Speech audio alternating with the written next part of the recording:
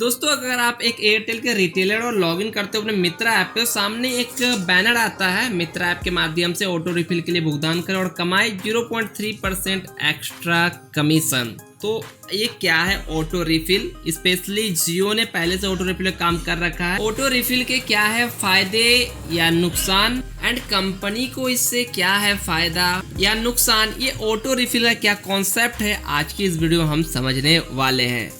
तो अगर आप एयरटेल या फिर जियो के रिटेलर हो और आपको ऑटो रिफिल बैलेंस गिरता है etc, तो ये वीडियो टोटल आपके लिए इंफॉर्मेटिव होने वाली है। चलो वीडियो को लेट करते हैं, चलो वीडियो को स्टार्ट करते हैं। फर्स्ट ऑफ ऑल ये ऑटो रिफिल एयरटेल ने दिया और एयरटेल ने बताया 0.3% कमीशन एक्स्ट्रा, यानी कि 1000 के आपके ऑटो रिफिल 3 रुपया एक्स्ट्रा मिलेगा। हम जैसे क्लिक करते हैं, टाइम है आपके 5 जुलाई 2022। जब मैं आपको स्क्रीनशॉट दिखा रहा हूँ, मेरे को जो पेमेंट गिरते थे वो 1545 रुपए, जिसे घटाकर स्पेशली 5 जुलाई के बाद से वो 1543 रुपए 50 पैसे करे, यानी 0.1%, यानी 1000 जहाँ 30 आता वहाँ पे 1000 पे 29 रुपए देना चालू कर दे। ये चीज को आप एयरटेल मित्रा ऐप के नीचे डाउन सेक्शन पे परचेस लेवल बैलेंस के अंदर भी आप देख सकते हो, जहां आपके डिस्ट्रीब्यूटर अगर डिजिटल पेमेंट्स एक्सेप्ट करता होगा तो वहां पे अगर 2000 आप डालोगे तो वहां पे आपको 58 रुपए एंड 2 रुपए एक्स्ट्रा दिखाता है। ये एक्स्ट्रा लेने पे आपको देगा, खरीदने पर मिलेगा। बट अभी हमको यहाँ पे दिक्कत ये है कि हमें ऑटो रिफिल के बारे में समझना, ऑटो रिफिल का क्या फायदा क्या नुकसान। लेके चले आपको, अगर हम माई अकाउंट के अंदर, तो यहाँ पे मेरा करंट लेपो ऑटो रिफिल लिमिट जो 3200 रुपए है और current M cash auto refill limit वो 500 रुपए। अब ये समझना क्या है, आपके वैलेट में 3200 एनी हाउ होना चाहिए। तो जैसे 3200 रुपए से कम आपके अमाउंट हुआ तो वहां पे ये 500 रुपए करके इंक्लूड, मान लो कि आपके अकाउंट में 2600 रुपए अब ने रिचार्ज करके बच गया, तो नेक्स्ट डे जो सुबह होता है ये फिर वो 500 इंक्लूड हो जाएगा, 3100 रुपए हो जाएगा। लेकिन ये 2600 2700 होनी चाहिए 3200 इक्वल फॉर्मेट पूरा करने के लिए। 2600 केस में क्या होगा, आपको 1000 गिरेगा, 1000 प्लस इसके साथ जो कमीशन होते हैं 29 रुपए वो गिरेंगे।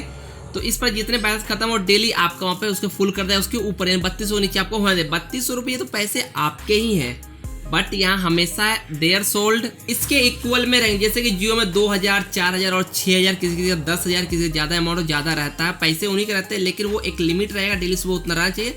दिन भर फिर खत्म करो, फिर पैसा घटेगा, 2000 इक्वल में उस पर गिरता है। जहाँ भी एयरटेल ने इसे लागू किया और 500 के इक्वल में देना चालू किया है।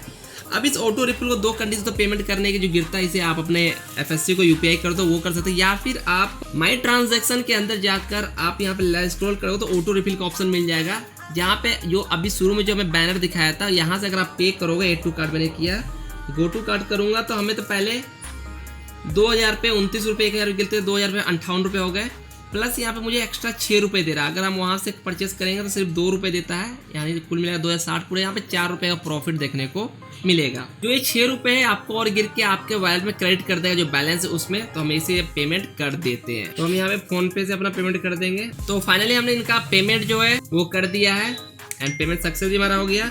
एंड आपको तुरंत एक मैसेज गिर जाएगा, ई मित्रा का 6 रुपये commission has been transferred against transaction इतना पेइंग थ्रू डिजिटल पेमेंट। आप स्क्रीनशॉट देख सकते हैं मेरे दूसरे फोन का, जिसमें से कमीशन में से वो काट कर 6 रुपये में से 5 रुपये 70 पैसे हमें दे दिया जाता है, जो टीडीएस वगैरह काट कर। जो हमारे यहाँ पेमेंट सक्सेस और ट्रांजेक्शन आई एक शो कर गया। तो ये तो बात हो गई ऑटो रिफिल की, पेमेंट की एंड हमें उसे पेमेंट करने की।